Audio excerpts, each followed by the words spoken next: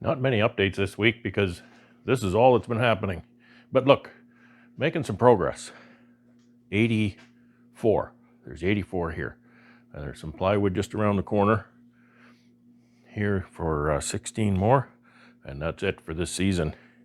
I do have a few spare 6s here, which I think I will probably be using more 6s because I'm going to be modifying some of those polystyrene boxes with the wooden top, so I'll need a migratory cover for those. So right now, what I'm doing is I'm counting out feed hole plugs, pallet clips, screws for the pallets and covers. These boxes will go to the customer with the product, and yeah, I don't put the clips on because the pallets are far harder to stack and transport with the clips installed, so I leave those off. Customer, you know, they don't complain. They got tools, they can just put those in. I pre-drill the screws, so there's no question there.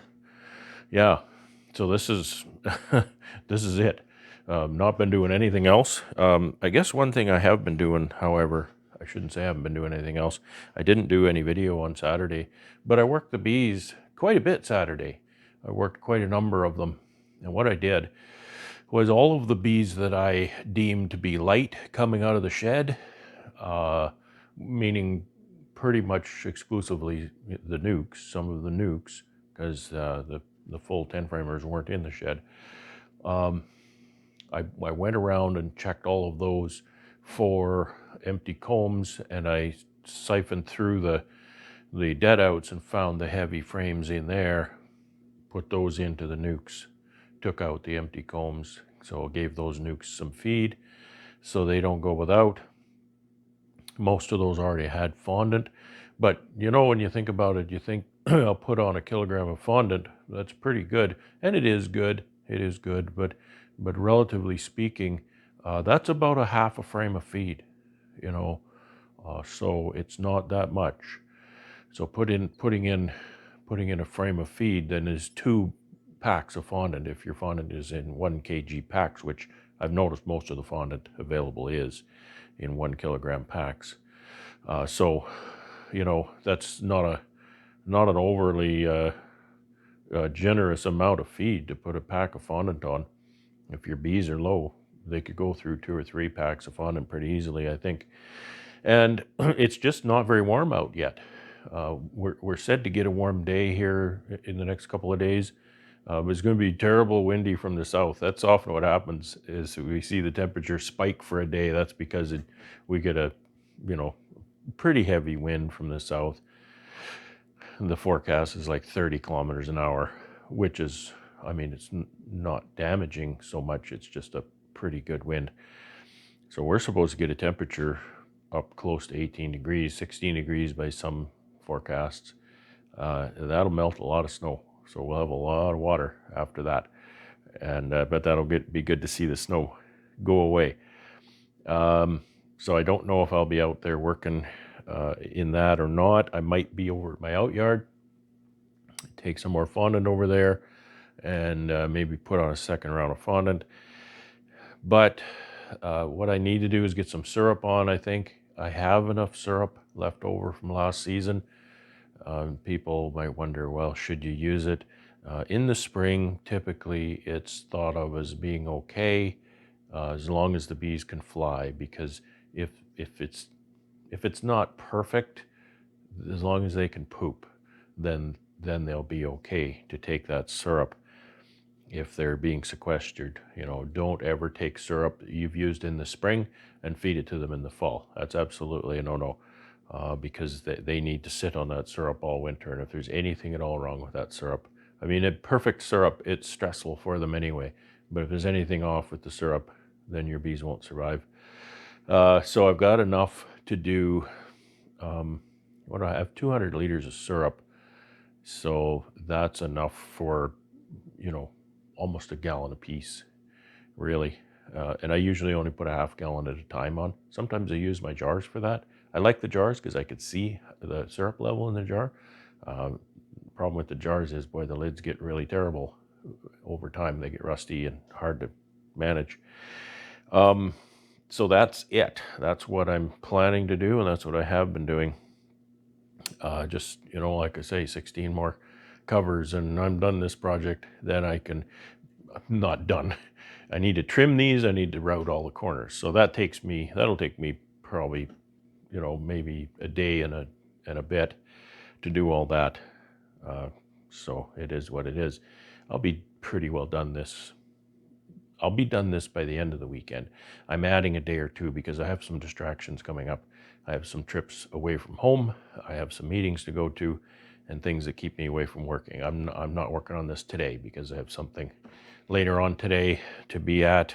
And so I'm just getting ready for that and doing some counting here with the plugs and the screws and the clips, getting ready for delivery day. But I should be taking these all to the dipper next week.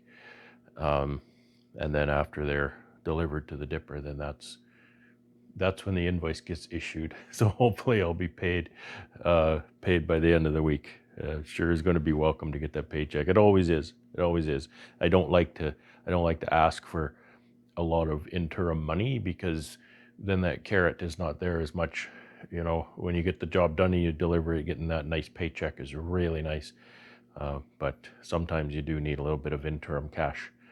And my customers are good that way. They don't mind putting a deposit on this equipment. All right, I think that's all we're gonna cover for this little update.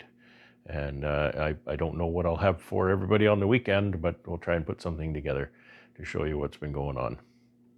Thanks for watching. Take care and have fun. I'm at my Outyard today.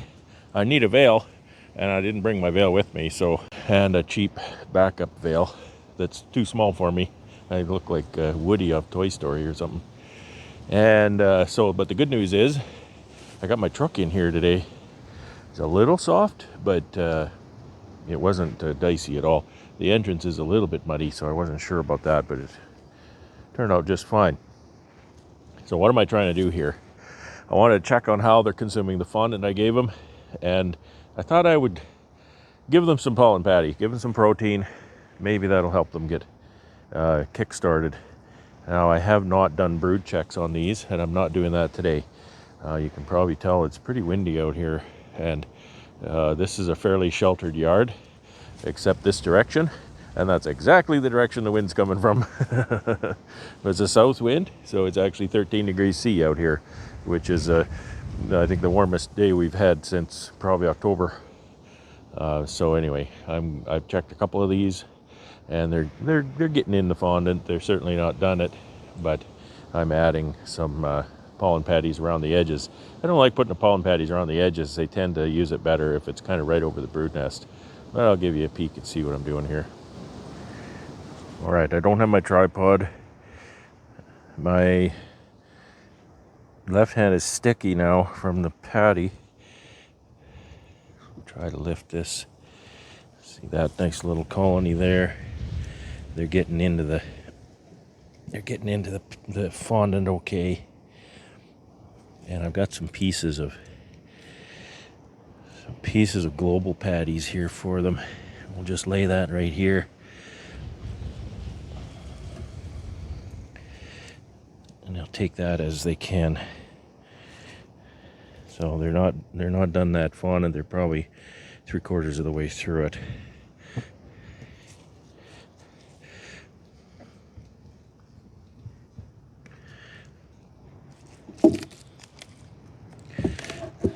I've done those two there. This one's dead. So what do I got? 1, 2, 3, 4. 4 were dead. I think there was more that were very weak though. Let's see what we see here. See, not bad. They're certainly into that hive alive. I'll straighten this patty out when I take that fondant bag out later on.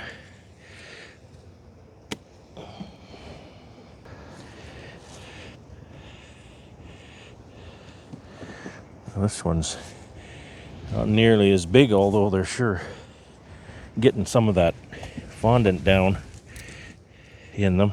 See, my patties are very irregularly shaped because I had a squirrel get into my box of pollen patties.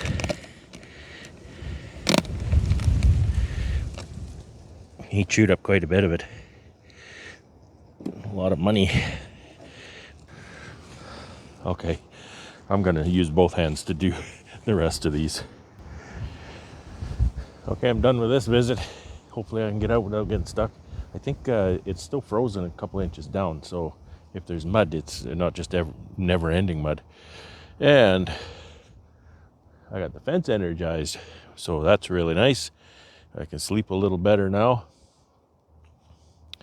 There's 11 colonies here. There's one or two of them that are a bit small, but I don't anticipate a lot of loss here if the weather, keeps much above zero. So we'll see. It's a couple of weeks before we can really count on colonies making it. So we'll see. Hopefully the pollen patties do them some good and get some brood going. I should bring syrup pails out though, really, shouldn't I? I have to dig those out of my shed and fill them up. So we'll work on that for another day. Thanks for watching. Well, it's Friday, and you know what that means, right? That's right, only 2 more days of work this week. Now, it was been a pretty productive week as far as the covers go. You see a big stack here, and a small stack there, and you can't see a couple stacks on the table saw here because I got finished my assembly yesterday, and I started the first trimming operation. And I'll put the camera down here and show you how I'm trimming these. So this is what I do with the saw running, of course. This is the edge, the side here that I've flushed up as best I can, so it runs against the fence. Now this first setting on the fence is 1/16 of an inch wider than finished size, and these cleats are 3/4 of an inch. No, they're 1/8 of an inch longer than they need to be, and so that means I can take a 1/16 off this side and a 1/16 off this side. Same thing under here. Everything is just 1/8 of an inch wide, so I can take a 1/16 off here. Then I'll run that finished side against the fence and take a 1/16 off that side. I start by running this into the saw only about this far, and that is so that I can cut this end in this direction. If I run it straight through and the saw comes out this side, it'll tear this out a bit, particularly because I haven't put a terribly high tooth count blade, and I haven't put a really sharp blade in there. I haven't had my blade sharpened this year. So I'll start by running that through. I'll pull it back, flip it over, and then run that right through. That'll take a little bit off the cleat. It'll take a little bit off this shim. It'll cut this waste off the plywood. And then when it exits, the blade exits this side, this is already cut, so it's not going to tear out. This is a very, very dirty operation. A lot of the sawdust doesn't go down into the saw and up the pipe in a dust collector because there's a space here. A lot of it just hits the table and comes out this way. It's all over the floor. It gets all over me and all over the table saw. But it is what it is. That's not going to hurt me. And so I'm kind of decking them up on the table saw here to start with. We'll have to come up with a secondary solution for the rest because there's quite a few of them.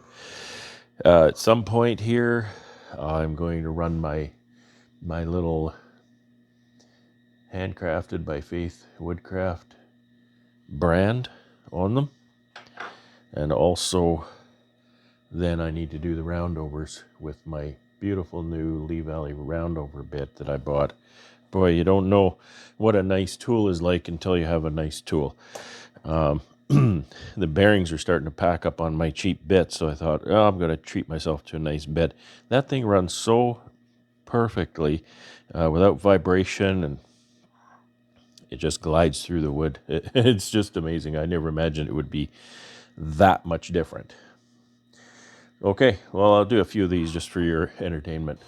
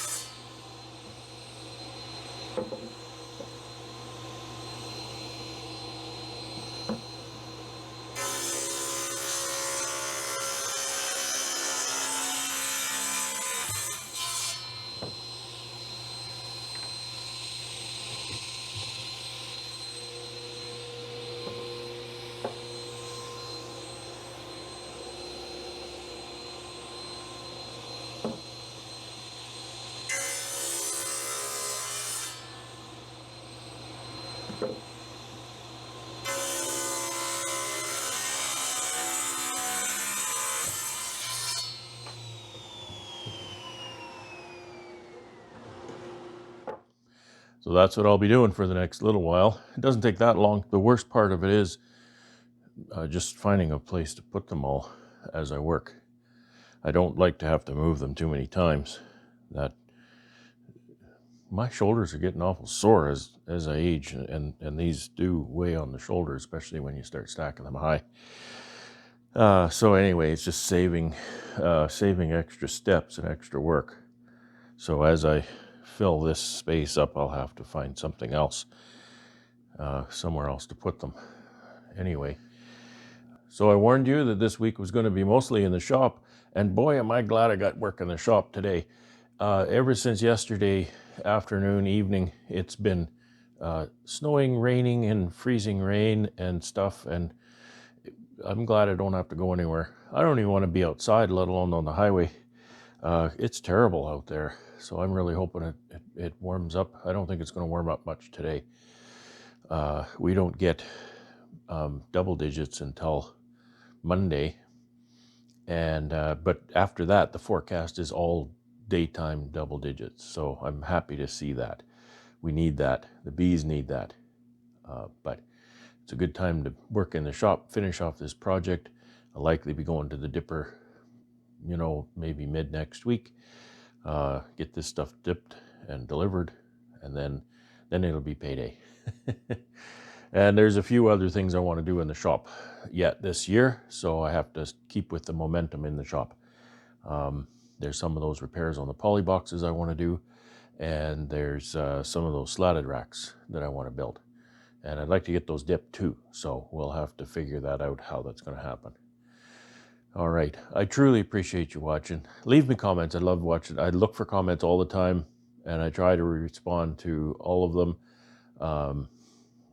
It just really helps me connect with audience. Otherwise, I'm just talking to a smartphone, right? So leave me a comment, anything, even a little thumbs up if you want.